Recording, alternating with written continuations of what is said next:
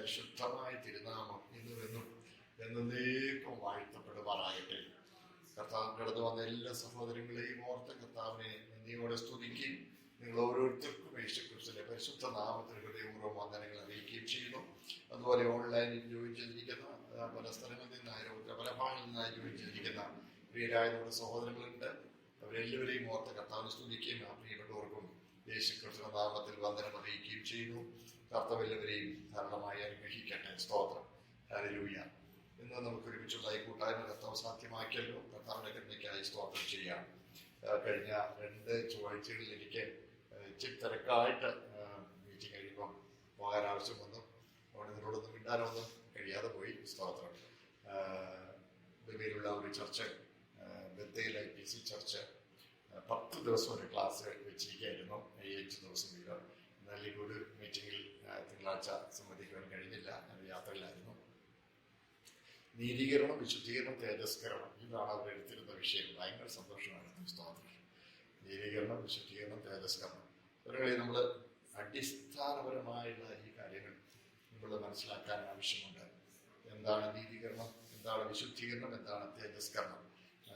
മുഴുവൻ പഠിക്കാൻ കഴിഞ്ഞൊന്നും പറയാനൊക്കെയില്ല. എങ്കിലും കുറച്ചൊക്കെ നല്ല ചിന്തിക്കാൻ കഴിഞ്ഞു. സ്തോത്രം. ചോദ്യങ്ങളൊക്കെ ഉണ്ടായിരുന്നു. അതിനൊക്കെ ഉത്തരവ് കർത്താവ് നൽകി. സ്തോത്രം. കർത്താവിൻ്റെ എല്ലാ കരുണയ്ക്കായും കർത്താവിനെ സ്തുതിക്കുന്നു. They had recorded it. I don't know whether they will be putting it on the net. എനിക്ക് അറിഞ്ഞുകൂടാ. സ്തോത്രം. കർത്താവ് സഹായിക്കട്ടെ. നമ്മൾ വിശുദ്ധീകരണത്തിൽ ആണ്.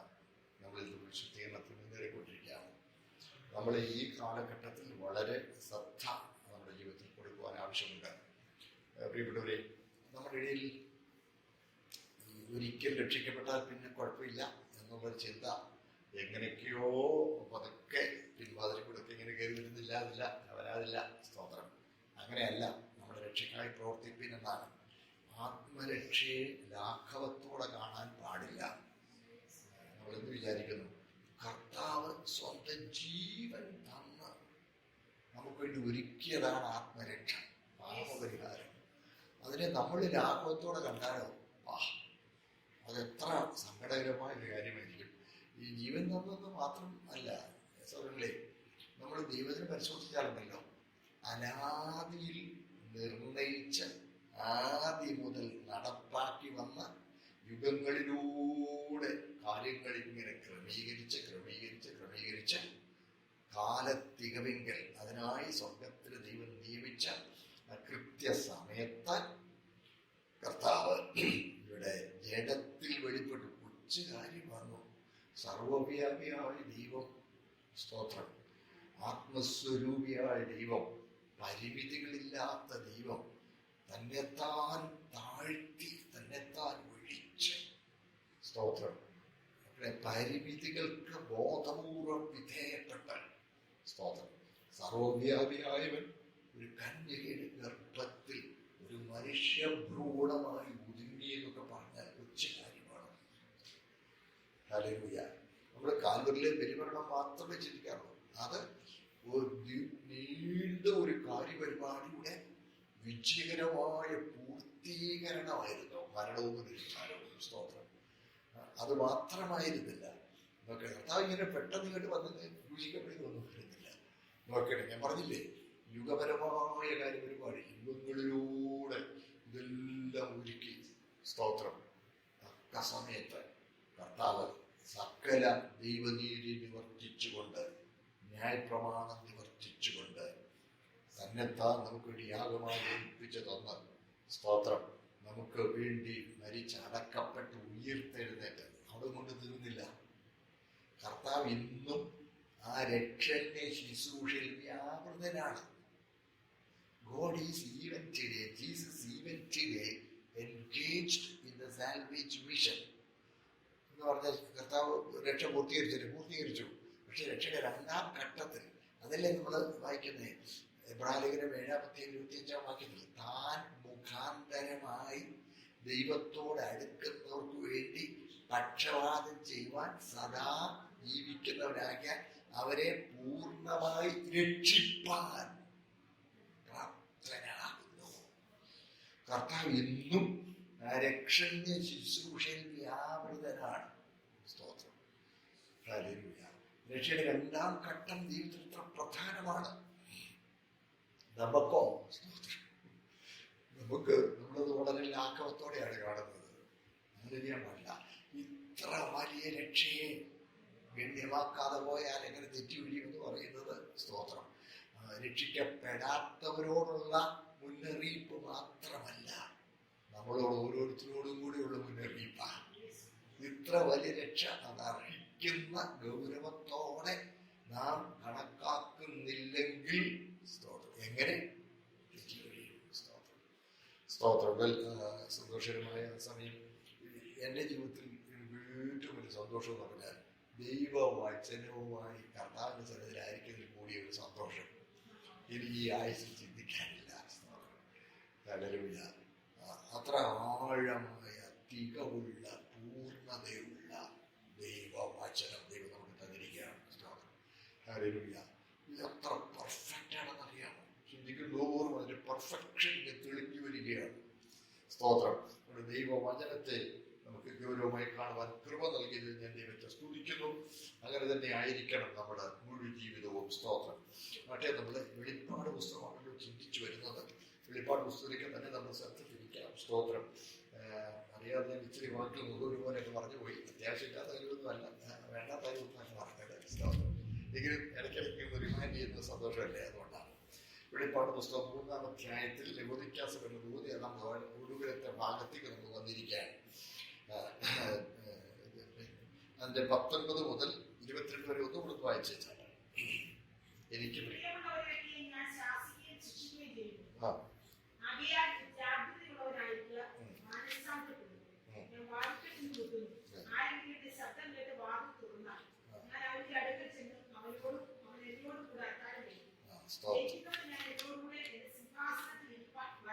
വളരെ നന്ദി. സ്തോത്രം.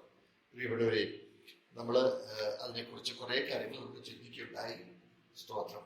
അതായത് കർത്താവ് സ്നേഹിക്കുന്നവനെ ശാസിക്കുകയും ശിക്ഷിക്കും.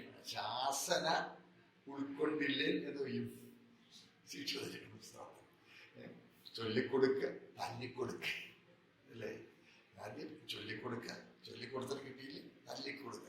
തല്ലിക്കൊടുത്തിട്ടും കിട്ടിയില്ല, പിന്നെ അടുത്താണ് സങ്കടം. തല്ലിക്കളഞ്ഞേരും. ഭയങ്കര.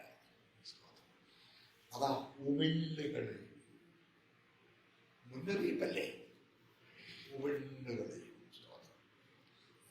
സ്തോത്രം. ഈ ഛർദിക്കുക എന്ന് പറയുന്നത് നമ്മുടെ ശരീരത്തിന്റെ ഏറ്റവും ഗൗരവപൂർവമായുള്ള ഒരു പ്രതികരണമാണ്. ശരീരത്തിന് ഒട്ടും ഉൾക്കൊള്ളാൻ കഴിയാത്ത ഒരു സാഹചര്യം വരുമ്പോഴാണ് ഉൾട്ടിക്കണ്ട ഛർദിച്ചു കളയുക. സ്തോത്രം. അപ്പോൾ ഛർദിച്ചു കളയുക എന്ന് പറഞ്ഞാൽ നോക്കണേ, സ്തോത്രം, ഗൗരവമായ ഒരു കാര്യമാണ്. അതാണ് ചൊല്ലിക്കൊടുക്ക, തല്ലിക്കൊടുക്ക, തല്ലിക്കളഞ്ഞേൽക്കുക എന്ന് പറയുന്നത്. അതിൽ ഒരിക്കലും ആകരുത്. സ്തോത്രം. അതെ, നമ്മൾ പാടിയ പാട്ടും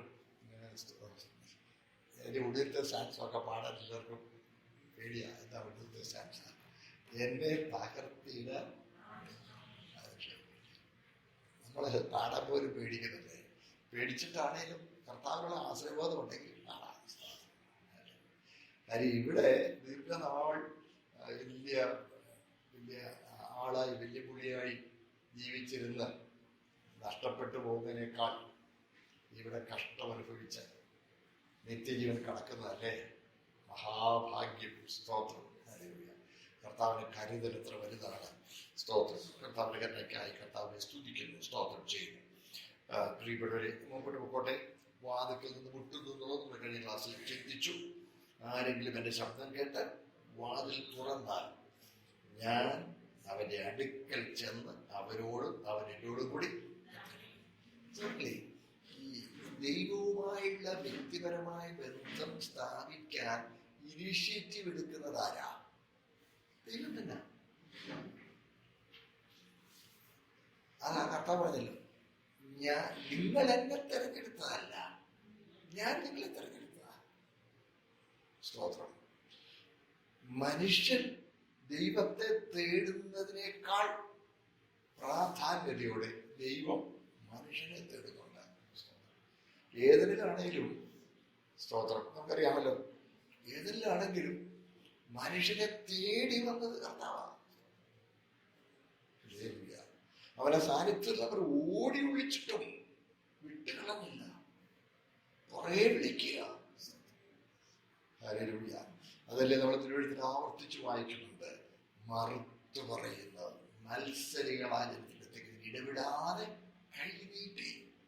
സ്തോത്രം. സൂര്യന്റെ ഉദയം മുതൽ അസ്തമനം വരെ ഭൂമിയെ വിളിക്കുന്നു. കൃപായുഗമായതുകൊണ്ടാണ്. നമ്മൾ ആ ഭാഗത്തേക്ക് പിന്നെ വരാം. സ്തോത്രം. മുമ്പോട്ട് പോട്ടെ. സ്തോത്രം. ഞാൻ അകത്തു വരും, അകത്തു വന്നാൽ ഞാൻ അവരോടുകൂടെ കഴിക്കും. വാതിൽക്കൽ നിന്ന് മുട്ടുന്നു. ആരെങ്കിലും ശബ്ദം കേട്ട്, വെറും മുട്ടിക്കൊണ്ടിരിക്കുക മാത്രമല്ല, ഈ ശബ്ദം കേട്ട് എന്നുള്ളതിനെ, മുട്ടുന്ന ശബ്ദം കേട്ടത് മാത്രമല്ല, സംസാരിക്കുന്നുണ്ട്.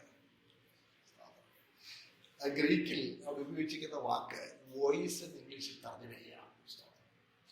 ഇംഗ്ലീഷിൽ ഒരു വാക്കുണ്ട്, നോയിസ് കൊണ്ട് വോയിസ് കൊണ്ട്. Noise is any sound.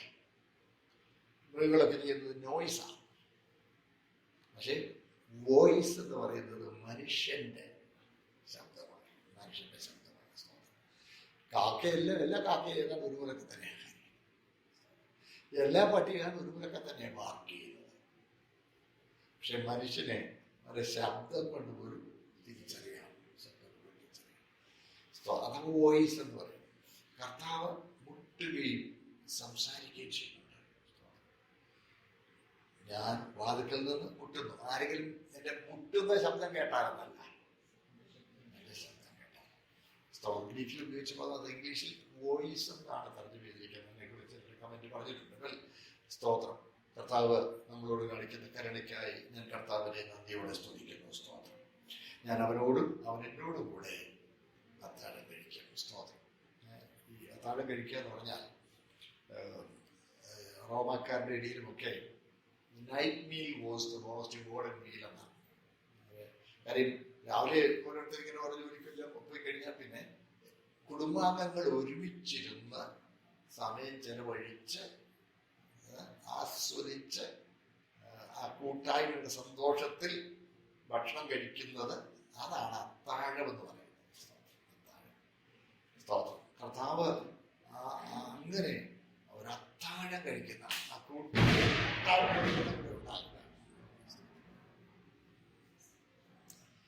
ആ കൂട്ടായ്മയുടെ ബന്ധം, അതാണ് അത്താഴം കഴിക്കും. സ്തോത്രം. അത്താഴം കഴിക്കുന്നത് സ്റ്റേ ചെയ്യുന്നവരാണ്. കർത്താവ് നമ്മുടെ കൂടെ എത്രമാത്രം കരുതലോടെയാണ് നമ്മളെ സ്നേഹിക്കുന്നത്. അതോർത്ത് ഞാൻ കർത്താവിനെ നന്ദിയോടെ സ്തുതിക്കുന്നു. സ്തോത്രം ചെയ്യും. സ്തോത്രം. അത്താഴം കഴിക്കും. അടുത്തത്, ജയിക്കുന്നവന് ഞാൻ എന്നോടുകൂടെ എൻ്റെ സിംഹാസനത്തിൽ ഇരിപ്പാൻ. ജയിക്കുന്നവന് ഞാൻ എന്നോടുകൂടെ എൻ്റെ കൊച്ചു കാര്യങ്ങൾ. നമ്മള് മിക്കവാറും പറയും, എന്ത് വരം ചോദിച്ചാലും തരാം, രാജ്യത്തിൽ പാതിയോളമായാലും തരാം, അല്ലേ? അങ്ങനെയാ പറയുന്നത്, രാജ്യത്തിൽ പാതിയോളമായാലും. പക്ഷെ കർത്താവ് പറഞ്ഞ് എന്റെ സിംഹാസനത്തിൽ നീ ഇരുന്നു എന്നാ പറയുന്നത്. ഫറവോൻ യോസഫിന് എല്ലാ അധികാരവും കൈമാറി. പക്ഷെ ഒരു കാര്യം കൂടെ, സിംഹാസനം കൊണ്ട് മാത്രം ഞാൻ നിന്റെ മീതെ സിംഹാസനം കൊടുക്കില്ല. സിംഹാസനം കൊണ്ട് മാത്രം ഞാൻ നിനക്ക് മീതിയായി. പക്ഷെ ഇവിടെ കർത്താവ് അതുപോലും അവനോടുകൂടെ സിംഹാസനത്തിലിരിക്കാൻ എന്ന് പറഞ്ഞാൽ സ്വരങ്ങളിൽ അവന്റെ അധികാരത്തിൽ നമുക്ക് പങ്കുണ്ട് എന്നാണ്. ഞാൻ നിങ്ങളോട് പറഞ്ഞിട്ടുള്ളതാണ് എൻ്റെ ഓർമ്മ.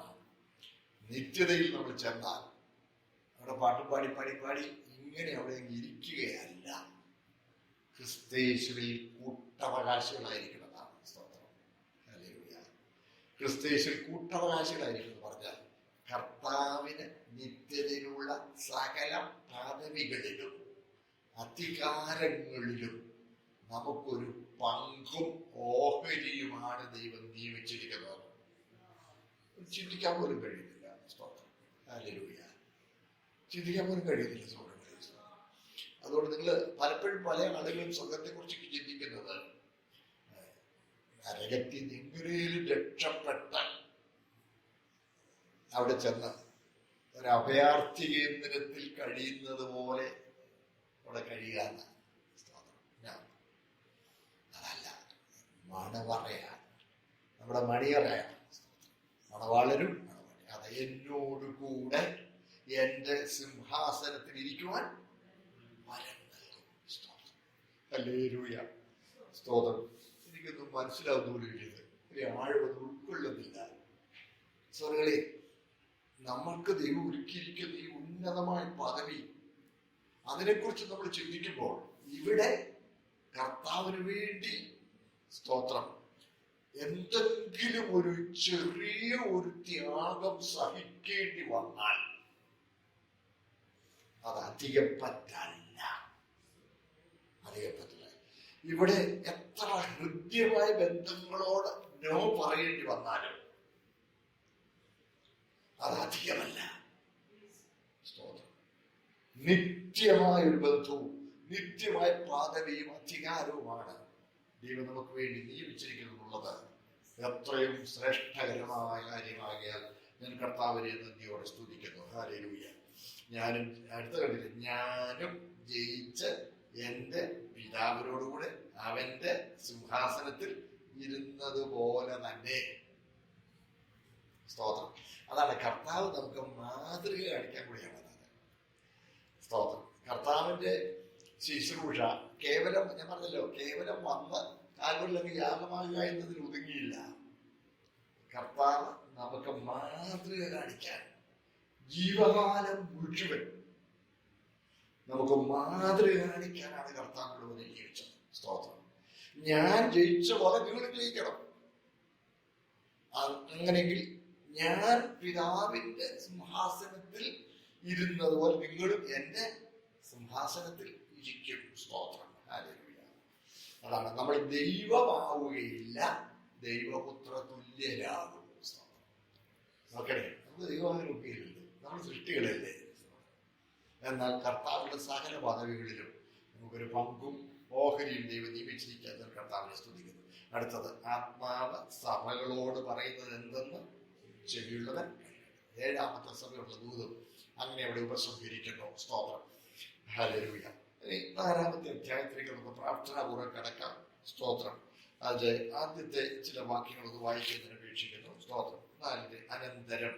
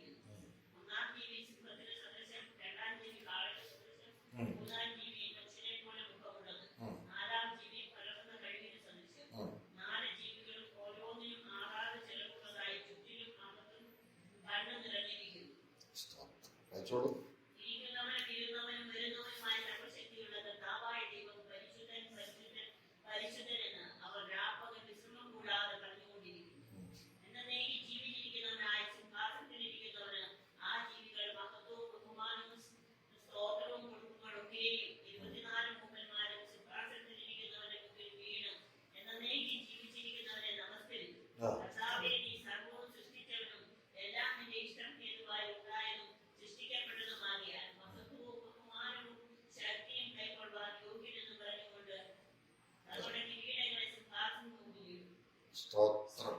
ഹല്ലേലൂയ. പ്രിയ ദൈവമക്കളെ, ഒരധ്യായം വായിക്കട്ടെ ഞാൻ വിചാരിച്ചു. 11 വാക്യമല്ലേ ഉള്ളൂ. സ്തോത്രം. ഇത് വളരെ പ്രധാനപ്പെട്ട ഒരു ഭാഗത്തേക്ക് നമുക്ക് കടക്കുകയാണ്. നമ്മൾ ആദ്യം തന്നെ കണ്ടു, വെളിപ്പാട് പുസ്തകത്തിൽ നമുക്ക് മൂന്നായിട്ട് തിരിക്കാം എന്ന് നമ്മൾ കണ്ടു. ഒന്ന്, നീ കണ്ടത്. രണ്ട്, ഇപ്പോഴുള്ളത്. മേലാൽ സംഭവിക്കാനുള്ളത്. അപ്പൊ നീ കണ്ടത് എന്ന് പറയുന്നത് യേശുക്രിസ്തുവിനെ കുറിച്ചുള്ള വെളിപ്പാടാണ്. മാറത്ത് വെച്ച് കിട്ടിയവനായി, വെള്ളോട് സദൃശമായ കാലുള്ളവനായി, സ്തോത്രം, ഇങ്ങനെ സ്വർഗസ്ഥനായ കർത്താവിന്റെ ശ്രേഷ്ഠകരമായ വെളിപ്പാട്. അതാണ് നീ കണ്ടത്. രണ്ട്, ഇപ്പോഴുള്ളത്. ഞാൻ നിങ്ങൾ പറഞ്ഞത് ഇപ്പോൾ എന്ന വാക്ക് കൃപായുഗത്തെയാണ് കാണിക്കുന്നത്. അല്ലാതെ ഇപ്പോൾ എന്ന് പറഞ്ഞാൽ ഒരു ആ മിനിറ്റിനെ അല്ല. ബൈബിളിൽ പുതിയ നിയമത്തിൽ ഇപ്പോൾ എന്ന് പറഞ്ഞാൽ അത് കൃപായുഗത്തെയാണ് കാണിക്കുന്നത്. സ്തോത്രം. ഇപ്പോൾ ആകുന്നു സുപ്രസാദം, ഇപ്പോൾ ആകുന്നു രക്ഷാദിവസം. സ്തോത്രം. അതിൽ തന്നെ പറയുന്ന വേറൊരു വാക്കാണ് അന്ത്യകാലം എന്ന് പറയുന്നത്. വേറൊരു പേരാണ് കൃപായുഗം, വേറൊരു പേരാണ് സഭായുഗം. സ്തോത്രം. ഇപ്പോഴുള്ളത് എന്ന് പറഞ്ഞാൽ സഭായുഗമാണ്. സ്തോത്രം. ഈ സഭായുഗത്തിൽ 7 സഭകളോടുള്ള ദൂതൻ. സ്തോത്രം. സഭാചരിത്രത്തിലെ 7 കാലഘട്ടങ്ങളായിട്ട് നമ്മൾ അതിനെ ചിന്തിച്ചു. ഇപ്പോൾ ഇതാ സഭയുടെ ചരിത്രത്തിലെ 8ാമത്തെ ഘട്ടം ഭൂമിയിൽ അല്ല. സഭാചരിത്രത്തിലെ 8ാമത്തെ ഘട്ടം ഭൂമിയിലല്ല, അത് സ്വർഗത്തിലാണ്. അതല്ലേ ഇവിടെ കണ്ടത്? അനന്തരം. സ്തോത്രം. സ്വർഗത്തിലൊരു വാതിൽ തുറന്നിരിക്കുന്നത് ഞാൻ അനന്തരം എന്നുള്ളതിന്റെ ഗ്രീക്ക് മെറ്റാചൗട്ട എന്നാണ്. മെറ്റാചൗട്ട എന്ന വാക്കിന്റെ അർത്ഥം ഇതിന്റെ എല്ലാം ഒടുവിൽ എന്നാണ്. ഇതെല്ലാം തീർന്ന ശേഷം എന്നാണ് അതിന്റെ അർത്ഥം. മെറ്റാചൗട്ട, ഇതെല്ലാം കഴിഞ്ഞിട്ട്. അപ്പോൾ 7 സഭകളുള്ള ദൂതൻ. സ്തോത്രം. നോക്കണേ, സഭാചരിത്രത്തിലെ 7 ഘട്ടങ്ങൾ കഴിഞ്ഞ ശേഷം അനന്തരം സ്വർഗത്തിൽ ഒരു വാതിൽ തുറന്നിരിക്കുന്നത് ഇവിടെ ദർശനമാണ് നമ്മൾ മറക്കരുത്. സ്വർഗത്തിൽ വാതിൽ തുറന്നിരിക്കുന്നുണ്ടെന്ന് പറയുന്നത് എന്തോ തലയുണ്ടാവും ഉണ്ടാക്കിയത്, ഇരിപ്പാണോ, ഇങ്ങനെയൊക്കെ പരിഹസിച്ച് ചോദിക്കുന്നവരുണ്ട്. ഓക്കെ, കർത്താവ് പറഞ്ഞു ഞാൻ വാതിലാകുന്നു എന്ന് കണ്ടതാണ്. സ്വർഗത്തിലേക്കുള്ള വാതിലാരാണ്? വാതിൽ തുറന്നിരിക്കുന്നത് നമുക്ക് അവിടേക്ക് പ്രവേശനമുണ്ട് എന്നാണ് അർത്ഥം. സ്തോത്രം. എന്നിട്ട് പറയുന്നത് ഇവിടെ കയറി. നമ്മള് ഒരു തെസ്സലോനിക്കർക്ക് 1-ാമത്തെ ലേഖനം 4-14 വായിക്കുമ്പോൾ കർത്താവ് താൻ ഗംഭീരനാഥത്തോടും പ്രധാന ദൂതന്റെ ശബ്ദത്തോടും ദൈവത്തെ കാണത്തോടും ശബ്ദത്തിൽ വരികയും കർത്താവ് ഗംഭീരനാഥത്തോട് എന്ന് പറയുമ്പോൾ ആ ഗംഭീരനാഥത്തിൽ ചുമ്മാ ഒരു മീനിങ്ലെസ് നോയ്സ് അല്ല. It has A message. ആ ഗംഭീരനാഥമായി പറയുന്നതായിട്ട് പറയുന്നത് ഏതാ? ഇവിടെ ഇവിടെ സഭയുടെ പ്രതിനിധിയായി യോഹന്നാൻ അപ്പസ്തോലൻ സ്വർഗത്തിലേക്ക് ചേർക്കപ്പെടുകയാണ്. നമ്മുടെ പ്രതീക്ഷ ഇതാണ്.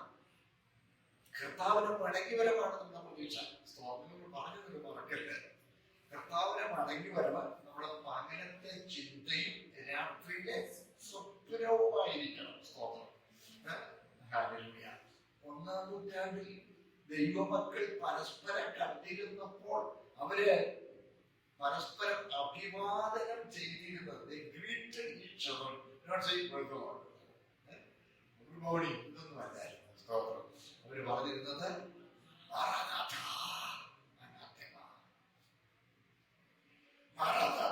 നമ്മുടെ കർത്താവ് വരുന്നു.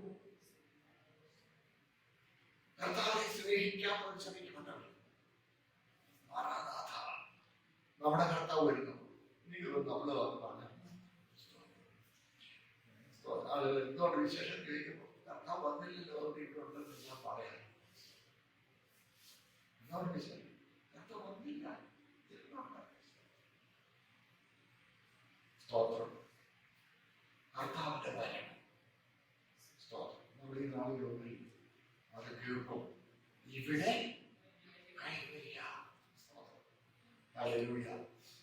കാഹളനാദത്തിന്റെ നാദം പോലെ ഇവർ സംസാരിച്ച് കേട്ട ആദ്യത്തെ ശബ്ദത്തിനോ സെയിം ആളാണ് അല്ലേ? സ്തോത്രം. കാഹളനാദം 1-ാം അധ്യായത്തിൽ നമ്മൾ വായിക്കുന്നതാണ്. സ്തോത്രം. കാഹളനാദത്തിനൊത്ത വായിച്ചു. സ്തോത്രം.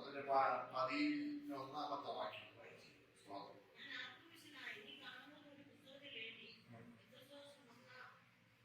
വായിച്ചു.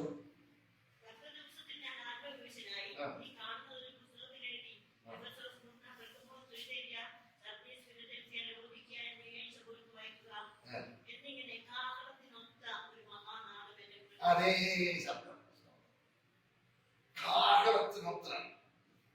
എന്നിട്ട് എന്നോട് സംസാരിച്ച നാഥൻ എന്തെന്ന് കാണാൻ ഞാൻ തിരിഞ്ഞു പോകണം. ഈ 7 പൊന്നിനോട് നമ്മൾ മാത്രമൊക്കെ മനുഷ്യരോട് സംസാരിക്കട്ടു നോക്കണേ. സ്തോത്രം. അവന്റെ ശബ്ദം സ്തോത്രം പെരുവെള്ളത്തിന്റെ ഗംഭീരനാദം. കർത്താവ് ഗംഭീരനാദം പെരുവെള്ളത്തിന്റെ ഇവിടെ കയറി വരിക. അതേ ശബ്ദം ആദ്യം എന്നോട് സംസാരിച്ച അതേ ശബ്ദം. ദൂതന്മാരല്ല സഭയെ ക്ഷണിക്കുന്നത്, കർത്താവ് തന്നെ ഇവിടെ കയറി വരിക. കാരണം അതുപോലെ എന്നോട് സംസാരിച്ച ആദ്യ ശബ്ദം ഇവിടെ കയറി വരിക. മേലാൽ സംഭവിക്കാനുള്ളത് ഞാൻ നിനക്ക് കണ്ടില്ലേ? സ്തോത്രം. ഇപ്പോഴുള്ളത് വരുവാനുള്ളത്. സ്തോത്രം. അപ്പൊ വരുവാനുള്ളതാണ് 19 നീ കണ്ടതും ഇപ്പോഴുള്ളതും ഇനി സംഭവിക്കാൻ. ഇനി സംഭവിക്കാതിരിക്കുന്നതാണ് മേലാൽ. സ്തോത്രം. മേലാൽ സംഭവിക്കാനുള്ളത് ഞാൻ നിനക്ക് കാണിച്ചു തരാം എന്ന് കൽപ്പിച്ചു. സ്തോത്രം. ഇവിടെ കർത്താവിന്റെ സഭ ഉൾപ്രാവണം ചെയ്യുന്ന രംഗമാണ് എന്ന് ന്യായമായി നമുക്ക് മനസ്സിലാക്കാം. എതിർക്കുന്നവരുണ്ട്. നമ്മൾ എന്തുകൊണ്ട് അങ്ങനെ വിശ്വസിക്കുന്നു? സ്തോത്രം. ഒന്നാമത് എന്ന് പറയുമ്പോൾ 7 സഭകളോട് ദൂതിൽ സഭാചരിത്രത്തിന്റെ 7 ഘട്ടങ്ങൾ പരാമർശിച്ചു. ആ 7 ഘട്ടങ്ങൾ കഴിഞ്ഞിട്ട് ഇപ്പൊ ആ 7 ഘട്ടം അതിനെ അവസാനത്തിലാണ് തോന്നിയിരിക്കുന്നു. എന്റെ മുറി തോന്നുകളെ ഒരർത്ഥത്തിൽ പറഞ്ഞാൽ നമ്മുടെ തലമുറ പോലെ സ്തോത്രം ഭാഗ്യമുള്ള ഒരു തലമുറ ഇതിനു മുമ്പ് ഉണ്ടായിട്ടില്ല. ദൈവവചനത്തിന്റെ സത്യങ്ങൾ വസ്തുനിഷ്ഠമായി ഉൾക്കൊള്ളത്തക്കതുപോലെ അംഗീകരിക്കത്തക്ക, മനസ്സിലായാലും അംഗീകരിക്കണമെന്നില്ല, മനസ്സിലാക്കി അംഗീകരിക്കുകയും ചെയ്യത്തക്കതുപോലെ ശാസ്ത്ര പുരോഗതി സംഭവിച്ചു കഴിഞ്ഞിരിക്കുകയാണ്. എന്റെ ശിശുഷാരങ്ങളൊക്കെ പരിഹസിച്ചിട്ടുള്ളതൊക്കെ എന്റെ ഓർമ്മയിലുണ്ട്. ആളുകൾ എത്ര മാലാകമാരെ ഇരുത്തിയാൽ എഴുതാൻ കൂടും, സ്വർഗം മുഴുവൻ ഇപ്പൊ പാടുന്ന പുസ്തകങ്ങളുടെ രേഖയില്ലേ എന്നൊക്കെ പലിയാക്കിയിട്ടുണ്ട്. എന്താ എല്ലാവരുടെയും ജീവിതത്തിലെ സാധനം അവിടെ എഴുതി വെച്ചിട്ടുണ്ടോ? പുസ്തകങ്ങൾ തുറന്നു ഇവരുടെ പുസ്തകം ഇപ്പോഴൊന്നും വേണ്ട, ആരും എഴുതാനൊന്നും വേണ്ട. ഈ സ്തോത്രം ഇത് തന്നെ, ഈ ഭൂമി തന്നെ ഇത് മുഴുവൻ റെക്കോർഡ് ചെയ്തിട്ടിരിക്കുക. മുഴുവൻ റെക്കോർഡ് സ്തോത്രം. പ്രിയപ്പെട്ടവരെ, ഈ എല്ലായിടത്തും CCTV ക്യാമറ, പരിസരങ്ങളുള്ള എല്ലാ CCTV ക്യാമറയും പരിശോധിക്കുന്നു. ആരെ പിടിച്ചു എല്ലാം റെക്കോർഡാണ്. ഇതൊക്കെ നമുക്കിപ്പോ തിരിച്ചറിയാൻ ആരും അത് പറഞ്ഞിരുന്ന ആവശ്യമില്ല. ഞാൻ പറഞ്ഞത് നമ്മുടെ തലമുറ പോലെ ഭാഗ്യമുള്ള ഒരു തലമുറയില്ല. അതുപോലെ തിരിച്ചും നമ്മുടെ തലമുറ പോലെ കടപ്പെട്ട തലമുറയുമില്ല. അതുകൊണ്ട് ഏറെ ഏറ്റുവാങ്ങിയവനോട് അതുകൊണ്ട് പ്രിയപ്പെട്ടവരെ സൂക്ഷ്മത്തോടെ അജ്ഞാനികളായിട്ടല്ല ജ്ഞാനികളായിട്ട് നടക്കണം. അവിടെ എന്തുകൊണ്ട് നമ്മൾ എന്ന ആദ്യത്തെ വാക്കിൽ തന്നെ സഭായുഗത്തിന്റെ ഒടുവിലാണ്, സഭാചരിത്രത്തിന്റെ 8ാം മറ്റൊരു കാര്യം സ്തോത്രം, സഭകളിൽ ഈ 4-ാം അധ്യായം മുതൽ നമ്മള് 22-ാം അധ്യായം വരെ പരിശോധിച്ചാൽ സഭയെ കുറിച്ച് ഒരു പരാമർശമില്ല. എന്നാൽ ഈ ഇതുവരെയുള്ള ഈ 3-ാം അധ്യായം വരെയുള്ള ഈ ഭാഗത്ത് വരെയുള്ള ഭാഗത്ത് സഭകൾ എന്ന് 19 പ്രാവശ്യം സഭകൾ. പക്ഷെ അതിനുശേഷം 22-ാം അധ്യായം വരെ സഭയെ കുറിച്ച് ഒരു പരാമർശമില്ല. സഭ എന്ന് ഭൂമിയിലുണ്ടായിരുന്നെങ്കിൽ തീർച്ചയായിട്ടും സഭയെ കുറിച്ച് പരാമർശിച്ചു. സഭ അന്ന് ഈ ഭൂമിയിലില്ല. സ്തോത്രം. അതുകൊണ്ട് റീസൺ നമ്പർ 1, റീസൺ നമ്പർ 2 സ്തോത്രം. മാത്രമല്ല തുടർന്ന് നമ്മൾ കാണുമ്പോൾ സ്തോത്രം വലിയൊരു ഷിഫ്റ്റിംഗ് ആണ് നമുക്ക് കാണാൻ കഴിയുന്നത്. ദൈവത്തിന് മനുഷ്യനോടുള്ള ഇടപെടലുകളിൽ ഒരു വിപ്ലവാത്മകമായ മാറ്റം നമുക്ക് കാണാൻ കഴിയും. ഇന്ന് വരെ സ്തോത്രം ദൈവം മറ്റുള്ള കരുണയോടും കൃപയോടും മനസ്സിനോടും കൂടെയാണ് ഇടപെട്ടുകൊണ്ടിരിക്കുന്നത്. നമ്മൾ ഈ യോജിക്കാതെ വാതുക്കൾ നിന്ന് വിരുന്ന് ഒരുക്കി കൊണ്ടുവന്ന് കാത്തു നിന്ന് വാതിലിൽ മുട്ടുകയും വിളിക്കുകയും ചെയ്യുകയാണ്. വാതിൽ തുറന്നിച്ചാൽ മതി, അകത്ത് കയറാൻ റെഡിയാണ്. കരുണയുള്ള കർത്താവ് മത്സരികളെ പോലും സ്നേഹത്തോടെ വിളിച്ചുകൊണ്ടിരിക്കുന്നു. ആ കർത്താവ് ഈ തുടർന്നുള്ള അധ്യായങ്ങൾ വരുമ്പോ 7 മുദ്ര ഒട്ടിക്കുന്നു, 7 കാഹളം ഊതുന്നു, 7 ക്രോധകരത്ത് ഊറ്റുന്നു, ഭൂമിയെ ന്യായം വിധിക്കുകയാണ്. ദൈവത്തിന് മനുഷ്യകുലത്തോടുള്ള ഇടപെടലിൽ വിപ്ലവാത്മകമായ ഒരു പരിവർത്തനം നമുക്കിവിടെ കാണാൻ കഴിയും. സ്തോത്രം. എന്റെ കൂടെ കണ്ടു സ്തോത്രം. സഭ ഇവിടെ ഇല്ല. സ്തോത്രം. നമുക്കറിയാം പീഡന കാലത്ത് സംഭവിക്കുന്ന കാര്യങ്ങളാണ് തുടർന്നുള്ള അധ്യായങ്ങൾ വേണ്ടി കാണാൻ പോകുന്നത്. തുടർന്ന ഭാഗങ്ങളിൽ പീഡനകാലത്ത് സംഭവിക്കാനുള്ള കാര്യങ്ങളെ കുറിച്ച് കാര്യങ്ങളാണ് നമ്മൾ കാണുന്നത്. സഭയ്ക്ക് പീഡനകാലത്ത് അതിൽ പങ്കില്ല.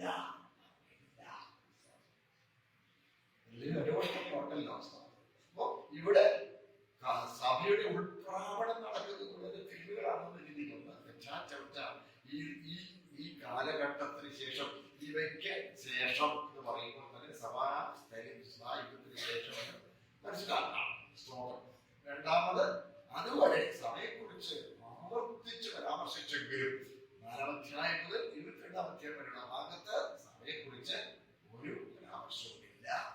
മൂന്നാമത് സ്തോത്രം, ഈ ലവോദിക്യ സഭയുടെ കാലഘട്ടത്തിൽ പോലും ഒരു ഗുണവും കർത്താവിന് അവരെ കുറിച്ച് പറയാനില്ലാത്ത ആ സഭയുടെ കാലഘട്ടത്തിൽ പോലും സ്തോത്രം വിരുന്നൊരുക്കിക്കൊണ്ട് നിന്ന് വാതിലിൽ പൊട്ടി വിളിക്കുന്ന കരുണയുള്ള കൃപാനിധിയായ കർത്താവിനെ കാണുന്നെങ്കിൽ തുടർന്നുള്ള അധ്യായങ്ങളിൽ സ്തോത്രം ന്യായം വിധിക്കുന്ന കർത്താവിനെ നമ്മൾ കാണുന്നത്.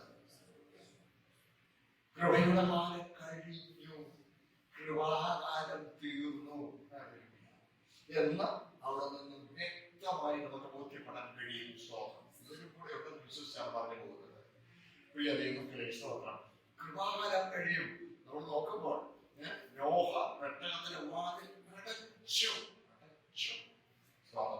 25-ാം അധ്യായം വരുമ്പോൾ നമ്മൾ കാണുന്നു ഒരുങ്ങിയിരുന്നോ കല്യാണ സദ്യക്ക് വാതിൽ അടയ്ക്കുകയും ചെയ്തു. കൃപയുടെ വാതിൽ അടച്ചു. പിന്നെ സ്വർഗത്തിന്റെ വാതിൽ തുറന്നു. യോഗ്യതയുള്ളവർക്ക് മാത്രമേ തുടങ്ങിയാണ്.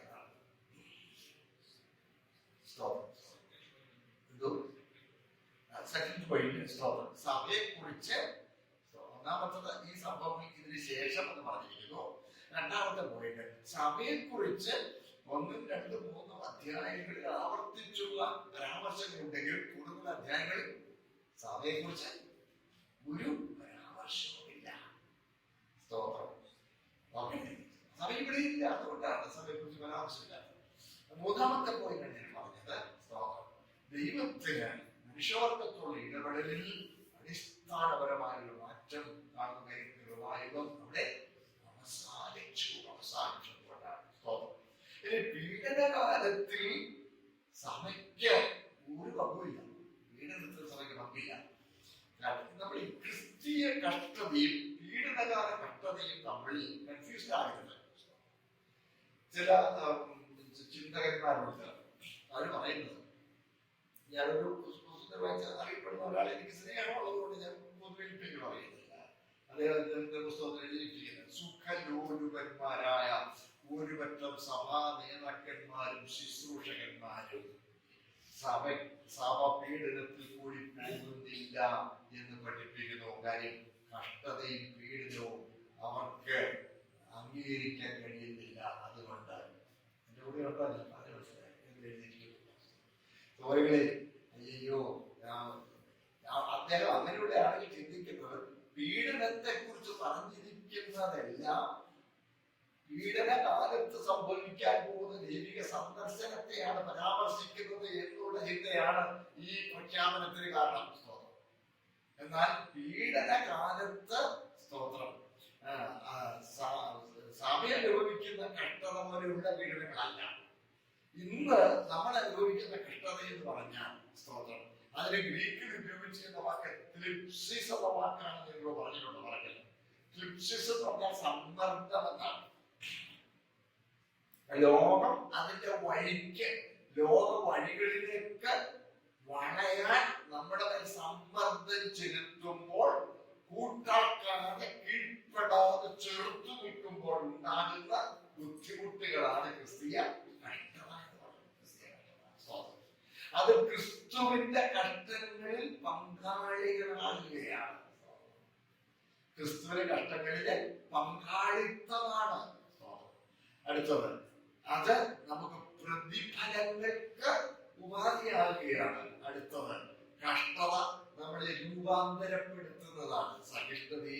സഹിഷ്ണുത, സിദ്ധത, പ്രത്യാശയും ഉളവാക്കുന്നത്. കഷ്ടങ്ങളിൽ പ്രശംസിക്കുന്നു.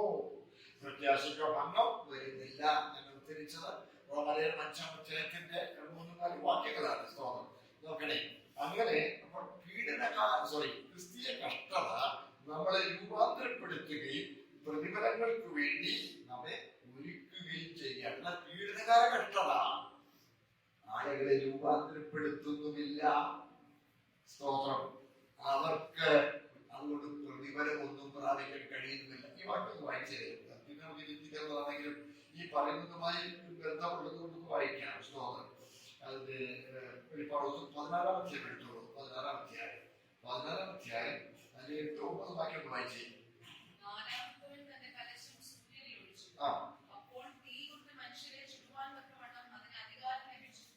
മനുഷ്യർ അത്യുഷ്ണത്താൽ വെന്തുപോയി. ഈ ബാധകളുടെ മേൽ അധികാരമുള്ള ദൈവത്തിന്റെ നാമത്തെ ദുഷിച്ചതല്ലാതെ അവന് മഹത്വം കൊടുപ്പാൻ തക്കവണ്ണം മാനസാന്തരപ്പെട്ടില്ല. അവർ കഷ്ടത നിമിത്തം നാവ് കടിച്ചുകൊണ്ട് കഷ്ടങ്ങളും വ്രണങ്ങളും നേരുവാൻ സ്വർഗത്തിലെ ദൈവത്തെ ദുഷിച്ചതല്ലാതെ തങ്ങളുടെ പ്രവൃത്തികളെ വിട്ട് മാനസാന്തരപ്പെട്ടില്ല. കാലത്തോളം ഘനമുള്ള കല്ലായി വലിയ കന്മഴ ആകാശത്തു നിന്ന് മനുഷ്യരുടെ മേൽ പെയ്തു.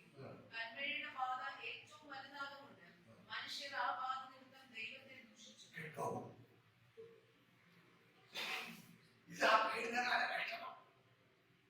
ദൈവത്തെ ദുഷിക്കുക, മാനസാന്തരം ഉണ്ടാകുന്നില്ല.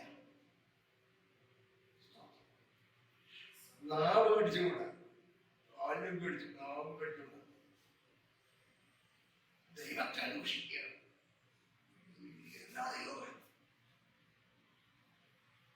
നമ്മളോ ക്രിസ്തുവിന്റെ കഷ്ടങ്ങളിൽ പങ്കുള്ളവനാകുന്നു. സന്തോഷിക്കരുത്. അപ്പോസ്തലൻ പറയുന്നു. നമ്മളിപ്പോ റോമലേഖനം 5-ാം അധ്യായത്തിൽ 3-4 വാക്യം ഉദ്ധരിച്ചല്ലോ.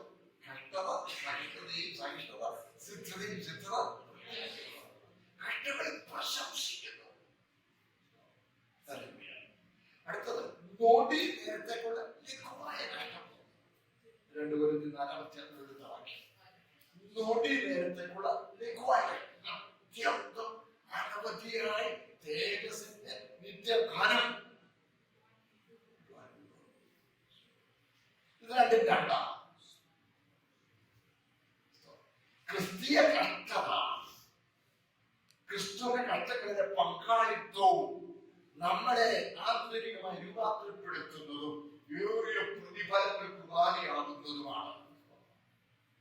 പീഡനകാല കഷ്ടത മനുഷ്യനെ അരിശപ്പെടുത്തുന്നതും ദൈവത്തെ ദൂഷിക്കുന്നതും കഷ്ടത കൊണ്ട് നാക്ക് കടിച്ച് ദൈവത്തെ പരിഹസിക്കുന്നതിൽ മാത്രമേ ഉപയോഗിക്കുകയുള്ളൂ. ക്രിസ്തീയ കഷ്ടതയും പീഡനകാല കഷ്ടതയും കൺഫ്യൂസ്ഡ് ആകുന്നു. സ്തോത്രം. ഇത് അതുകൊണ്ട് കഷ്ടത സഹിപ്പാൻ മനസ്സില്ലാത്ത സുഖലോലുകരായ ഒരു പറ്റം സഭാ നേതാക്കന്മാരും വിശ്വാസികളും സഭയുടെ കൂടി കടന്നു പോകുന്നില്ല എന്ന് പറയുന്നത് ഇത് വകതിരിച്ച് കാണാൻ മനസ്സില്ലാത്തത് കൊണ്ടുണ്ടാകുന്ന ദോഷമാണ്. വിശ്വസിക്കട്ടെ, സഭ പീഡനകാലത്തിൽ കൂടി കടന്നു പോകുന്നത്. ഇനി പീഡനകാലം എന്താണെന്ന് അറിയാം. യാക്കോബിന്റെ കഷ്ടം യാക്കോബിന്റെ കഷ്ടകാലമാണ്.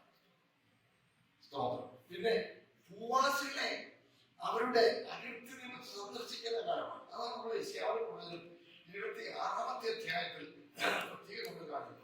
ആ വാക്യം നിന്നിട്ടാണ് യെശയ്യാവിലെ കൂടുതലും 26-ാമത്തെ അധ്യായം. നമുക്ക് വളരെ പരിചയമുള്ള വേദഭാഗമാണെങ്കിൽ സന്ദർഭമായോട് വായിക്കുന്നത് നല്ലതായിരിക്കും കേട്ടോ. അതിന്റെ 26-ാമത്തെ അധ്യായം അതിന്റെ 19 മുതൽ വായിച്ചത്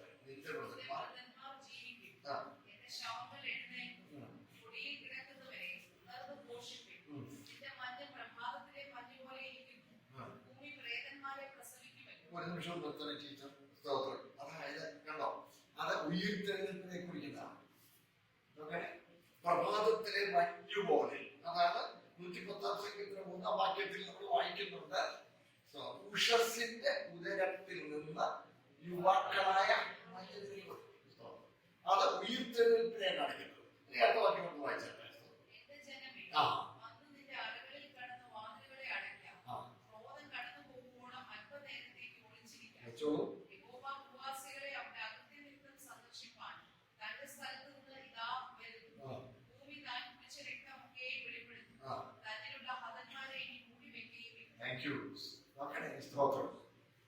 അങ്ങനെയെങ്കിൽ ഇതാ ദൈവം ഭൂവാസികളെ അവരെ അടുത്ത് സന്ദർശിക്കുന്ന മാസങ്ങൾ എന്റെ ജനതയ്ക്ക് പോരെ കടന്ന് വളരെ അടയ്ക്കാം. ക്രോധം കടന്നു പോകണം. അല്പം നേരത്തെ യഹോവ ഭൂവാസികളെ അവരുടെ അകൃത്യ നിമിത്തം സന്ദർശിക്കുന്ന വാസസ്ഥലത്ത് ഭൂമിയിൽ കുടിച്ച രക്തമൊക്കെ വെളിപ്പെടുത്തും. തന്നിലുള്ള ഹതന്മാരെ ഇനി മുടിവെക്കുകയില്ല. അപ്പോൾ പീഡനകാല കഷ്ടത ക്രിസ്തീയ കഷ്ടതയിൽ നിന്ന് വ്യത്യസ്തമാണ്. സ്തോത്രം. അപ്പോൾ ക്രിസ്തീയ കഷ്ടതയും ഇത് രണ്ടും കൂടെ കൺഫ്യൂസ്ഡ് ആക്കരുത്. അത് വ്യക്തമായിരിക്കും. സഭയ്ക്ക് അത് പങ്കില്ല. സ്തോത്രം. കർത്താവ് തന്റെ കുറുപ്രാവിനെ ദുഷ്ടമൃഗത്തിന് ഏൽപ്പിക്കുകയില്ല. ഇസ്രായേലിനെ രൂപാന്തരപ്പെടുത്തുവാനാണ്, അവരോട് ഇടപെടലായിട്ടാണ് കർത്താവ് കഷ്ടങ്ങൾ അയക്കുന്നത്, പീഡനകാലം അയക്കുന്നത്. സ്തോത്രം. പ്രധാനമായിട്ടും പിന്നെ ഭൂവാസികളെ അവിടെ അകൃത്യ നിമിത്തം സന്ദർശിക്കേണ്ടതിനാണ്.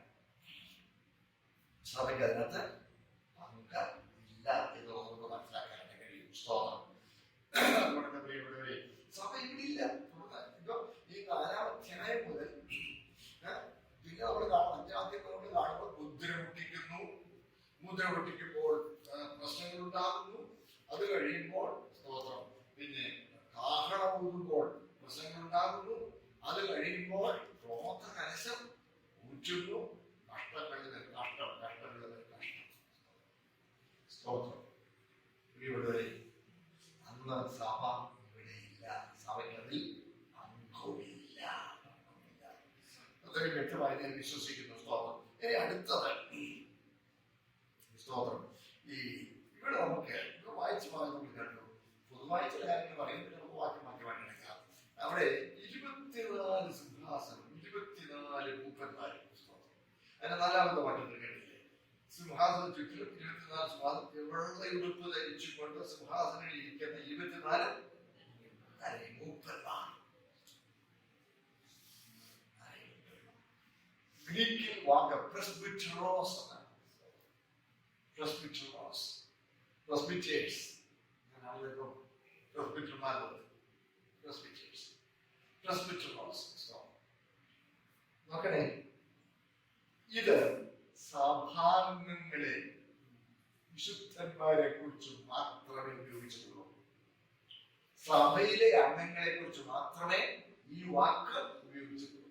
ദൂതന്മാരെ കുറിച്ച് ഈ വാക്ക് ഉപയോഗിച്ചിട്ടില്ല. ദൂതന്മാരെ കുറിച്ച് ഈ വാക്ക് ഉപയോഗിച്ചിട്ടില്ല. അപ്പൊ അവിടെ ഇത് മാത്രമല്ല, ദൂതന്മാർ സിംഹാസനസ്ഥരല്ല. വെളിപ്പാട് പുസ്തകത്തിൽ ദൂതന്മാരെ സിംഹാസനസ്ഥരെ നമ്മൾ കാണുന്നില്ല. സ്തോത്രം. വാഴ്ചകൾ, അധികാരങ്ങൾ, രഥങ്ങൾ, ഇതൊക്കെ ദൂത സമൂഹങ്ങളുടെ പേരുകളാണെങ്കിലും വെളിപ്പാട് പുസ്തകത്തിൽ നമ്മൾ ദൂതന്മാരെ സിംഹാസനസ്ഥരായി കാണുന്നില്ല. അവര് സേവകന്മാക്കളാണ്, സേവകരാണ്. നമുക്കറിയാമല്ലോ. സ്തോത്രം. യൂസുഫിന്റെ പാപം എന്തായിരുന്നു? സിംഹാസനം ഉണ്ടാക്കാൻ പോയത്. ഞാൻ അത്യുന്നതിനോട് എന്റെ സിംഹാസനം ഞാൻ ഉത്തരഗിരിയെ സമാപുരത്തിൽ ഇരുന്നായിരുന്നു. അതാണ് നമ്മൾ സിംഹാസനം ഉണ്ടാക്കാൻ പോയതായിരുന്നു അവരെ കുറിച്ച്. ദൂതന്മാർക്ക് സ്തോത്രം സിംഹാസനമുള്ളതായി വെളിപ്പാട്. അപ്പോൾ ഇവിടെ 24 മൂപ്പന്മാർ സിംഹാസനങ്ങളിൽ ഇരിക്കുന്നത് സഭയുടെ പ്രതിനിധികളാണ്. മൂപ്പന്മാർ എന്ന വാക്ക് തന്നെ നമുക്ക് കാണാൻ കഴിയും. സഭയുടെ അത് ദർശനമാണ്. നോക്കണേ, സ്തോത്രം. യോഹന്നാന്റെ പുസ്തകം ചെല്ലുമ്പോൾ സ്തോത്രം അവിടെ 24 മൂപ്പന്മാർ ദർശനം കാണുക. 24 സിംഹാസനങ്ങൾ. ലവോദിക്യ സഭയോട് പറഞ്ഞ സ്തോത്രം ദൂരിൽ പറഞ്ഞു, ജയിക്കുന്നവർ ഞാൻ എന്റെ സിംഹാസനത്തിൽ ഇരിക്കാൻ പറഞ്ഞതാണ്.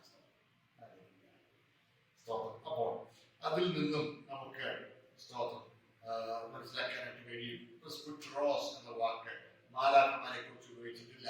അടുത്തത് സിംഹാസനസ്ഥരല്ല ദൂതന്മാർ. സ്തോത്രം. അവൻ സഭയുടെ പ്രതിനിധികളാണ്. സ്തോത്രം എന്ന് നമുക്ക് മനസ്സിലാക്കാനായിട്ട് കഴിയും. അടുത്തത് വെറും വെള്ള വസ്ത്രധാരികളാണ്, ശുഭ്രവസ്ത്രധാരികളാണ്. സ്തോത്രം. നമ്മൾ നോക്കുമ്പോൾ 3-5 വാക്യത്തിന്, 3-18 വാക്യത്തിന് ഈ വാക്യങ്ങളൊക്കെ ഓൾറെഡി നമ്മൾ കണ്ടു. വെള്ളയുടുപ്പ് ധരിച്ചു, ദൂതന്മാർ പ്രകാശമടിക്കുന്നവരായിട്ട് നമ്മൾ കാണുന്നുണ്ട്. ദൂതന്മാരെ അന്തരീകളല്ലേ. പക്ഷെ വെള്ളയുടുപ്പ് എന്ന് പറയുന്നത് വിശുദ്ധന്മാർക്കുള്ള പദവിയാണ്. കർത്താവ് വെള്ളവിലേക്ക് ധരിച്ചിരിക്കുന്നു, വെള്ളയുടുപ്പ് ധരിച്ചിരിക്കുന്നു. അതുകൊണ്ട് ഇത് സഭയുടെ പ്രതിനിധികൾ തന്നെ എന്ന് നമുക്ക് മനസ്സിലാക്കാൻ കഴിയും. ഇവര് മാലാഖമാരല്ല. കാര്യം ഇവര് മാലാഖമാർ വ്യത്യസ്തരാണെന്നുള്ളത് നമുക്ക് നന്നായിട്ട് മനസ്സിലാക്കാനായിട്ട് കഴിയും. സ്തോത്രം. കാര്യം മാലാഖമാരിൽ നിന്ന് ഇവര് വ്യത്യസ്തരാണ്.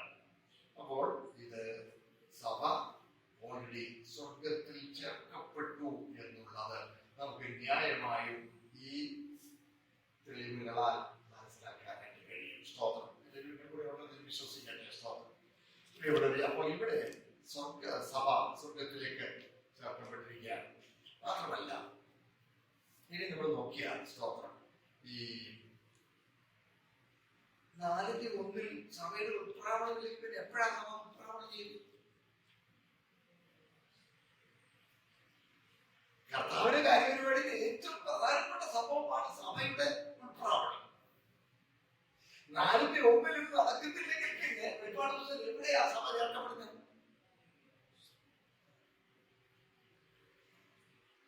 അപ്പോൾ ഇവിടെ തന്നെ, ഇവിടെ കയറി വരിക എന്നുള്ള ആ ആഹ്ലാദത്തിന് ഒത്ത പെരുവെള്ളത്തിന് ഇരച്ചിൽ പോലെയുള്ള ആ വലിയ ആഹ്വാനം എന്ന് പറയുന്നത് സഭയെ ചേർക്കാൻ ഒന്ന് ദിവസം 4 പ്രകാരമുള്ള ഭാഗത്ത് കാണുന്ന സ്തോത്രം.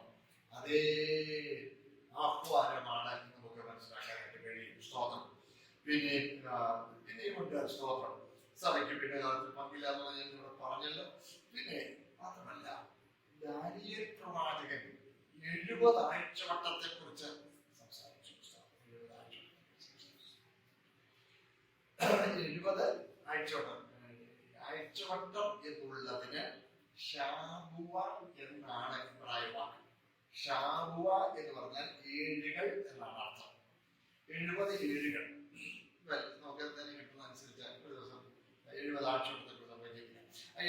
70ാമത്തെ ആഴ്ചവട്ടം ആണ് ഈ വെളിപ്പാട് 4-ാമത്തെ മുതൽ പറയുന്നത്.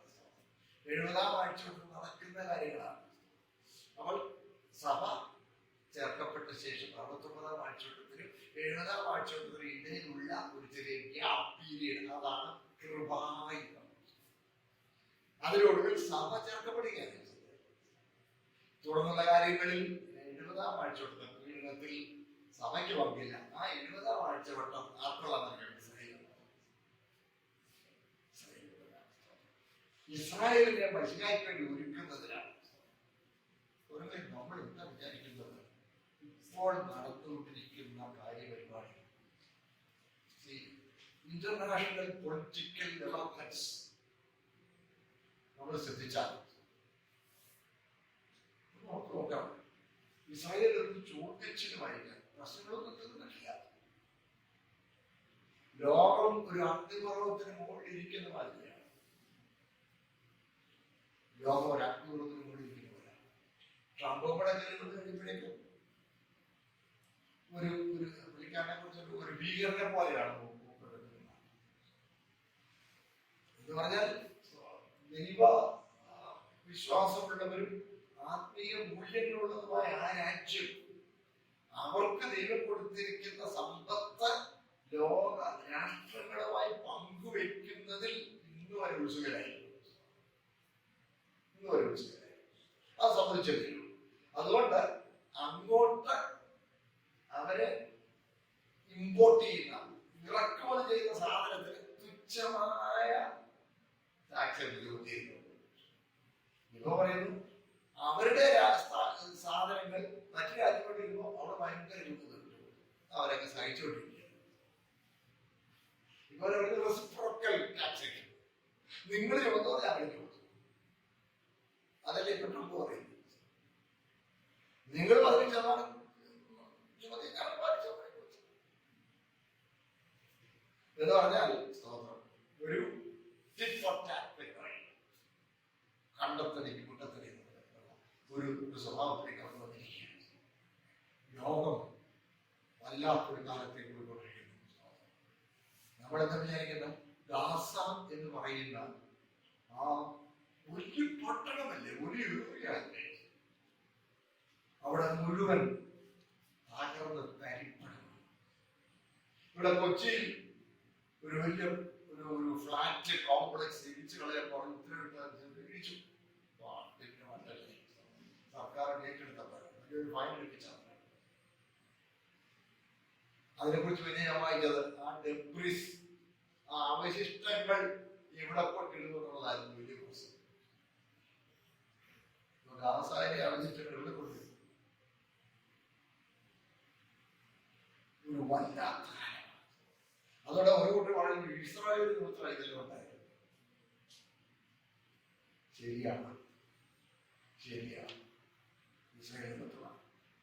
നമ്മൾ മറക്കരുത്, ഇവിടെ 2 മഹായുദ്ധങ്ങൾ ഉണ്ടായിരുന്നു. ഇസ്രായേൽ നിന്നാണ് 2 മഹായുദ്ധങ്ങൾ ഉണ്ടായി. അവര് രക്തങ്ങളുടെ കഴിഞ്ഞുള്ള മക്കൾ പേര് വരട്ടെ എന്ന് അവർ നിലവിളിച്ചു. കർത്താവിനെ തള്ളി. ദൈവനെ ചിതറിച്ചു. ലോകം 70 ചിതറിക്കപ്പെട്ടു. നൂറ്റാണ്ടുകൾ ലോകം മുഴുവൻ അഭയാർത്ഥികളായി. നൂറ്റാണ്ടുകൾ അഭയാർത്ഥികളായി കഴിഞ്ഞാൽ അവർ അനുഭവിച്ചത് പോകുന്ന ഒരിക്കൽ ഞാനൊരു ക്രൗഡഡ് ട്രെയിൻ യാത്ര പെട്ടെന്നൊരു വഴി പോയി. മഴ വരുമ്പോഴത്തേക്ക് വെള്ളം എല്ലാം ജനലും എല്ലാം അടച്ചു.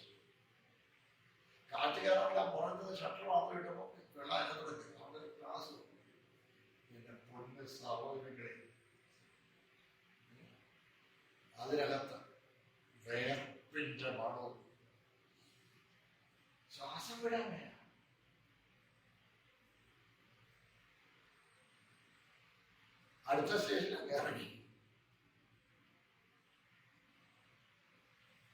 അങ്ങനെയാണെങ്കിൽ ഞാൻ മിക്കവാറും പോകുന്നു മദ്യം എടുക്കുന്നതുപോലെ അടുക്കി ദൂതന്മാരെ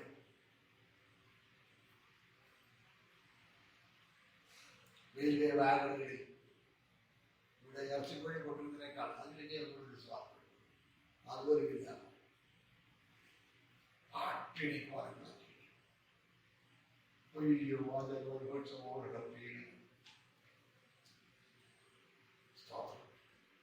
അവിടെ ഒരു സ്വന്തം സ്ഥലത്ത്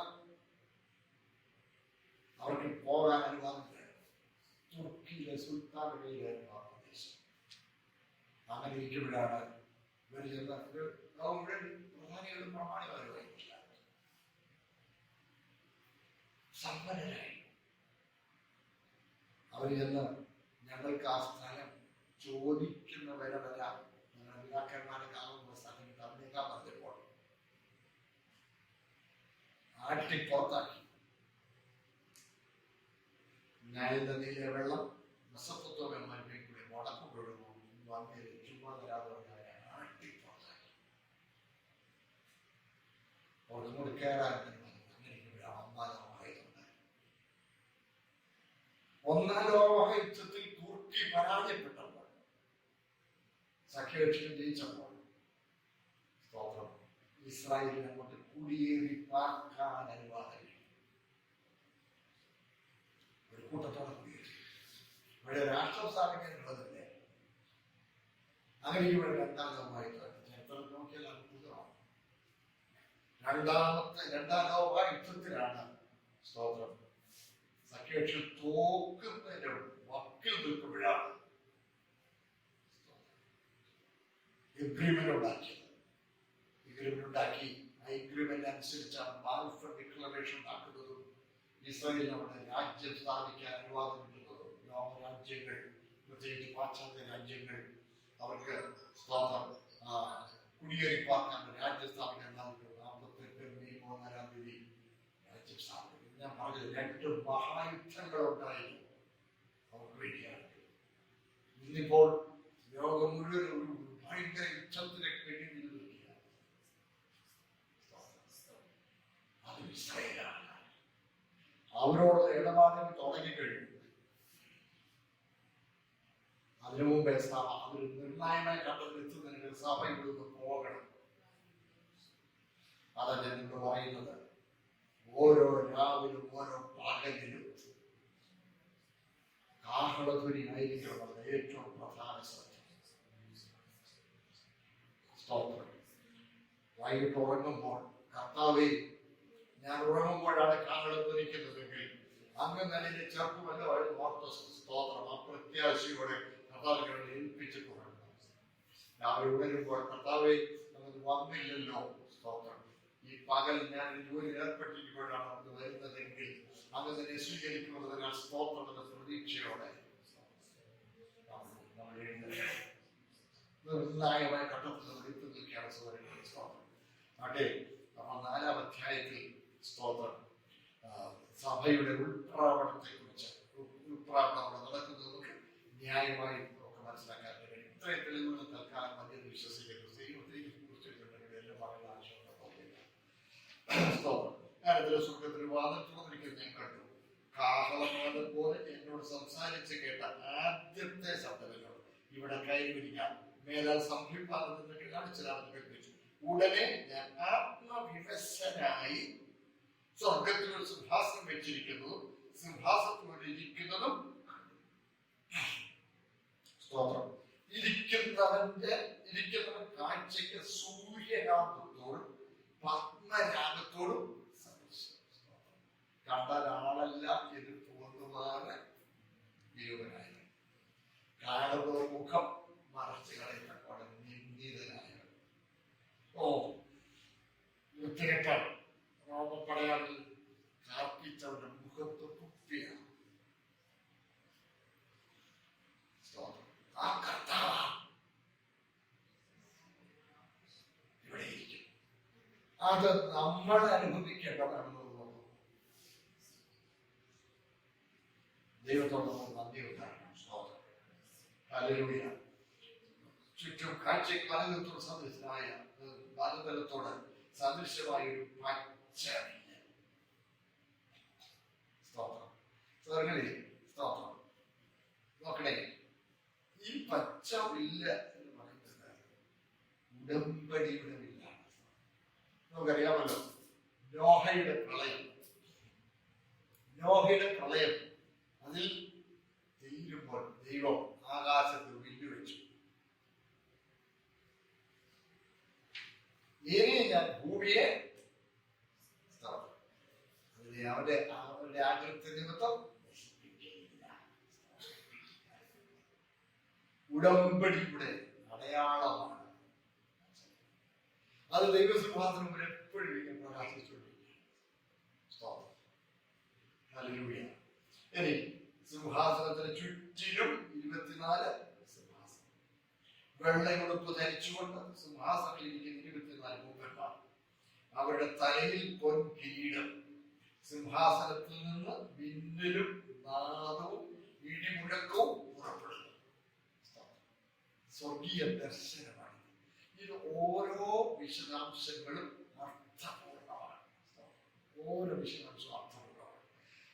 കർത്താവിന്റെ ആ മനോഹാരിത ഞങ്ങൾ കണ്ടേ. കാഴ്ചയ്ക്ക് സൂര്യകാന്തത്തും പത്മരാഗത്തും സന്ദേശം. ഈ സൂര്യകാന്തം എന്നതിനെ കുറിച്ച് ഒക്കെ ഒത്തിരി വ്യാഖ്യാനങ്ങൾ കൊടുക്കുന്നുണ്ട്. സ്തോത്രം. ചില രത്നങ്ങൾ മറ്റ് രശ്മികൾ ചെന്ന് അതിലേക്ക് പതിച്ചാൽ തീപ്പൊരി ഉണ്ടാകുന്നതാണ്.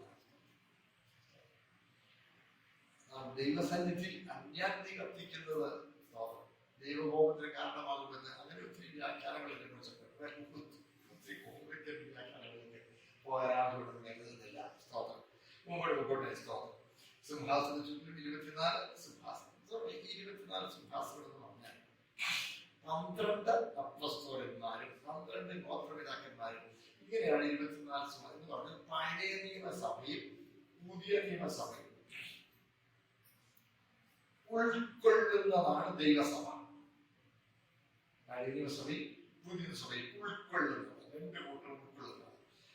പ്രിയപ്പെട്ടവരെ, നമ്മുടെ ഇടയിൽ തന്നെ ചില ആളുകൾ പറയുന്നത് പഴയ നിയമ ഭക്തന്മാർ തോഴന്മാരും നമ്മൾ മണവാട്ടിയുമാണ് എന്നൊക്കെ പറയുന്നവരെ നിങ്ങൾ കേട്ടിട്ടുണ്ടായിരിക്കും. അയ്യോ, അങ്ങനെ ചിന്തിക്കരുത്. സ്തോത്രം. നോക്കണേ. സ്തോത്രം. പ്രിയപ്പെട്ടവരെ, നമ്മളെക്കാൾ വലിയ വിശ്വാസികളായിരുന്നു അവരെന്നാണ് എനിക്ക് തോന്നുന്നത്.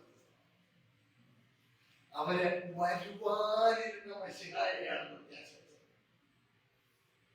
നമ്മൾ ചരിത്രത്തിൽ കാണുന്ന ഒരു മശിഹയാണ് നമ്മളെ വിശ്വസിക്കുന്നത്.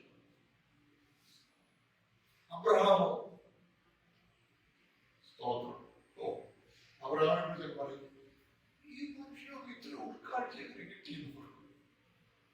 ദൈവം കരുണ തോന്നി ആ ഉൾക്കാഴ്ച കൊടുത്തു. തേജോവാനായ ദൈവം അവന് പ്രത്യക്ഷനായി. ആവർത്തിച്ച് ദൈവ പ്രത്യക്ഷത ഉണ്ടായ ശ്രേഷ്ഠനായിരുന്നു അബ്രഹാം. ആവർത്തിച്ച് ദൈവ പ്രത്യക്ഷത ഉണ്ടായി. അതുകൊണ്ട് ഈ ലോകം എനിക്ക് താൽക്കാലികമായി.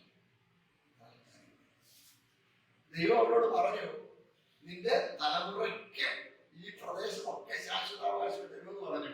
ആ സ്ഥലത്ത് വാഗ്ദത്ത ദേശത്ത് ഒരു അന്യദേശത്ത് എന്ന പോലെ വാഗ്ദത്തത്തിന് കൂട്ടവകാശികളായ ഇസഹാക്കിനോടും യാക്കോബിനോടും കൂടാരങ്ങളിൽ പാർത്തു. ഇവിടെ നിലനിൽക്കുന്നതല്ല, ഇവിടെ വേണ്ട. ആ ഉൾക്കാഴ്ച പ്രാപിച്ചു അബ്രഹാം എന്റെ ഓർമ്മ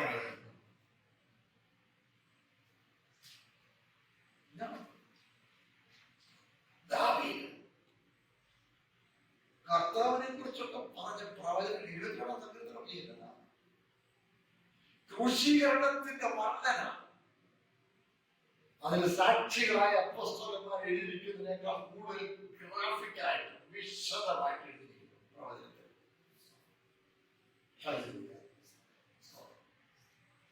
നോക്കട്ടെ, നമ്മൾ എഫീസൊക്കെ വായിക്കുമ്പോൾ വേർപാടിനെ നടിച്ചവർ തിരിച്ചു. ഇരുപക്ഷത്തെയും ഒന്നാക്കി. സ്തോത്രം. ക്രിസ്തുവിൽ നിരപ്പിച്ചു. അവിടെ നമ്മളാരും വിചാരിക്കരുത് അവര് തോഴന്മാരും നമ്മൾ മണവാട്ടിയുമാണ് എന്ന് നമ്മൾ വിചാരിക്കരുത്. സ്തോത്രം. ചിലർ ചോദിക്കാറുണ്ട് രംഗത്തെ കുറിച്ച് ആരാണ്? നമ്മുടെ യോഹന്നാൻ സ്നാപകനെ കുറിച്ച് പറയുന്നല്ലോ, സ്ത്രീകളിൽ നിന്ന് ജനിച്ചവരിൽ യോഹന്നാൻ സ്നാപകനേക്കാൾ വലിയവരില്ല, സ്വർഗരാജ്യത്തിൽ ഏറ്റവും ചെറിയവരോ അവരിലും പഴയ ഭക്തന്മാർ ഏറ്റവും ശ്രേഷ്ഠൻ ആരാണ്? യോഹന്നാനാണ്. അങ്ങനെയെങ്കിൽ സ്തോത്രം, പുതിയ ഭക്തന്മാരിൽ ഏറ്റവും ചെറിയവൻ അവനേക്കാൾ വലിയവനാണ് പറഞ്ഞാൽ ഇതൊക്കെയാണ് നമ്മൾ എടുക്കുന്നത്. അവരുടെ കർത്താവ് പറഞ്ഞ വാക്കുകളൊക്കെ സൂക്ഷിച്ച് മനസ്സിലാക്കണം. അതിനൊക്കെ അതിനോട് വ്യാഖ്യാനിക്കണം. സ്ത്രീകളിൽ നിന്ന് ജനിച്ചവരിൽ യോഹന്നാൻ സ്നാപകനേക്കാൾ വലിയവരില്ല. സ്തോത്രം. ദൈവരാജ്യത്തിൽ എല്ലാവരും ആത്മാവിൽ ജനിച്ചവരാ, ദൈവത്തിൽ നിന്ന് ജനിച്ചവരാ, വീണ്ടും ജനിച്ചവരാ. മനസ്സിലാവുന്നുണ്ടേ? നമ്മളാരും സ്ത്രീകളിൽ നിന്ന് ജനിച്ചവരായിട്ടല്ല ഇന്നിരിക്കുന്നത്. സ്വന്തം അമ്മ തള്ളി പറഞ്ഞോളൂ തള്ളി പറയല്ല. ആദാമിൽ എല്ലാവരും മരിക്കുന്നു, ക്രിസ്തുവിൽ എല്ലാവരും ജീവിക്കണം. സ്തോത്രം. ഒരുത്തൻ ക്രിസ്തുവിലായാൽ അവൻ പുതിയ സൃഷ്ടിയായി. പഴയത് കഴിഞ്ഞു, പഴയതിന് മരിച്ചു. ഞാൻ ഇന്ന് സ്ത്രീയിൽ നിന്ന് ജനിച്ചവരായിട്ടല്ല ദൈവത്തിൽ നിൽക്കുന്നത്. സ്തോത്രം. ദൈവത്തിൽ നിന്ന് ജനിച്ചവനായി. അതല്ലേ യോഹന്നാൻ പുസ്തകം തന്നെ നേരിട്ട് പറയുന്നു, ദൈവത്തിൽ നിന്ന് ജനിച്ചവരായി. നമ്മൾ സ്ത്രീയിൽ നിന്ന് ജനിച്ചവരല്ല എന്ന് പറഞ്ഞാൽ സ്തോത്രം, ജഡത്തിൽ ജീവിച്ചിരുന്നിട്ടുള്ള ഏറ്റവും ശ്രേഷ്ഠൻ യോഹന്നാനാണ്. എന്നാൽ ദൈവത്തിൽ നിന്ന് ജനിച്ച ഏറ്റവും എളിയവൻ സ്തോത്രം, ജഡത്തിൽ ജീവിച്ചിരുന്ന ആ യോഹന്നാനേക്കാൾ ഉന്നതമായ അറിവുള്ളവനാണ്. സ്തോത്രം. എന്ന് പറഞ്ഞാൽ യോഹന്നാൻ അതിനേക്കാൾ ചെറുതനല്ല. കർത്താവ് രണ്ട് ഗ്രൂപ്പിനെയും ഇങ്ങനെ താരതമ്യപ്പെടുത്തുകയായി. അല്ലാതെ പഴയ ഭക്തന്മാരെ കുറഞ്ഞവരും നമ്മൾ കൂടിയവരുമാണെന്ന് ദയവായി നമ്മളാരും തെറ്റാൻ ധരിക്കരുത്. അത് നമ്മൾ പഠിപ്പിക്കുന്നില്ല. സ്വയംപക്ഷത്തെയും ഒന്നാക്കിക്കൊണ്ട് വരുവാനിരുന്ന മെസ്സിയാനെ വിശ്വസിച്ചവരും വന്ന മെസ്സിയാൻ വിശ്വസിച്ചവരുമാണ്. ഇവിടെ അതുകൊണ്ട് 24 മൂപ്പന്മാർ ഇവിടെ പറഞ്ഞിരിക്കുമ്പോൾ 12 പേർ പഴയ നിയമസഭയുടെ പ്രതിനിധികളും 12 പേർ പുതിയ നിയമസഭയുടെ ഇരുകൂട്ടരും ഒന്നായി.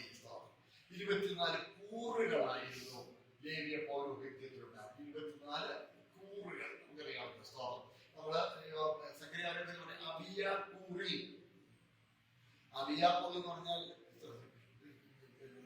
പറഞ്ഞ് അതൊരു സ്ഥലപ്പേരാണ്. അബിയ എന്ന ആണിന്റെ പേരിൽ അറിയപ്പെടുന്ന 24 കൂറുകളിൽ ഒന്ന് ആ കൂറിൽ ഉൾപ്പെട്ടവൻ എന്നാണ്. കൂറിന്റെ ക്രമപ്രകാരം അതാണ് അർത്ഥം. അല്ലാതെ 24 കൂറുകളായിട്ടാണ് പഴയ നിയമ പുരോഹിതന്മാരെ, ലേവ്യ പുരോഹിതന്മാരെ തിരിച്ചിരുന്ന നമുക്ക്. അപ്പോൾ ഇവിടെ 24 മൂപ്പന്മാർ എന്ന് പറയുന്നത് പഴയ സഭയിൽ പുതിയ സഭയിൽ ഉൾക്കൊള്ളിച്ചുകൊണ്ടുള്ള ദൈവസഭയിലെ സഭയുടെ പ്രതിനിധികളാണ് എന്ന് നമുക്ക് ന്യായമായി മനസ്സിലാക്കാം. അവരുടെ പേര് ഞാൻ പറഞ്ഞു, പ്രസ്ബിറ്ററോസ്, മൂപ്പന്മാർ. ആ മൂപ്പന്മാർ എന്നുള്ള വാക്ക് ദൈവസഭയെ കുറിച്ച് മാത്രമേ ഉപയോഗിച്ചിട്ടുള്ളൂ. സ്തോത്രം. സ്തോത്രം. എന്നിട്ടോ വെള്ളയെ ഉടുപ്പ് ധരിച്ചിരിക്കുന്നു. പിന്നെ തലയിൽ പിന്നെ പൊൻകിരീടമുണ്ട്. ഒരു യൂതന് കിരീടമില്ല. ഇവർ ആത്മജീവികളാണെങ്കിൽ അല്ലെങ്കിൽ ഇവർ ദൂതന്മാരാണെങ്കിൽ അവർക്ക് എന്ത് പാടില്ല? കിരീടമില്ല, സിംഹാസനമില്ല, കിരീടമില്ല, വെള്ളയുടുപ്പില്ല, പ്രിസ്ബിറ്ററോസ് എന്ന പേരില്ല. ഇത്രയും പോലെ ഇവര് ദൂതന്മാരല്ലെന്നുള്ളതിന് ഇത്രയും തെളിവുകൾ പോലെ. അതേ സൗകര്യങ്ങളിൽ 4 അധ്യായത്തിന്റെ ആദ്യ ഭാഗമായി നമ്മൾ ഒരു കുതിപ്പുണ്ടായി. ഇവിടെ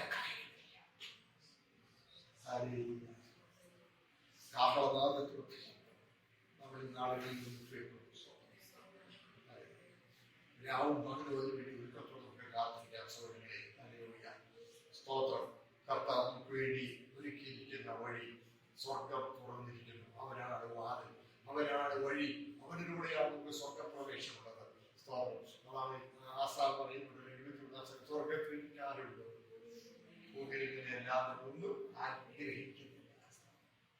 സ്വർഗത്തിൽ ചെന്നാൽ ഞാൻ റോമസെന്ന് പറഞ്ഞു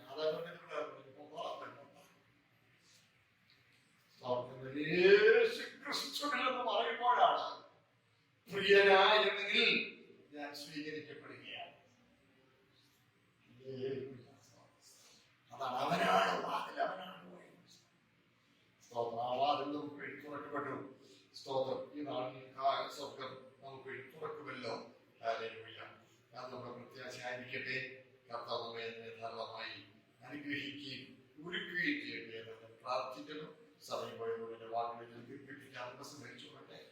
സ്തോത്രം. കർത്താവിന്റെ കൃപ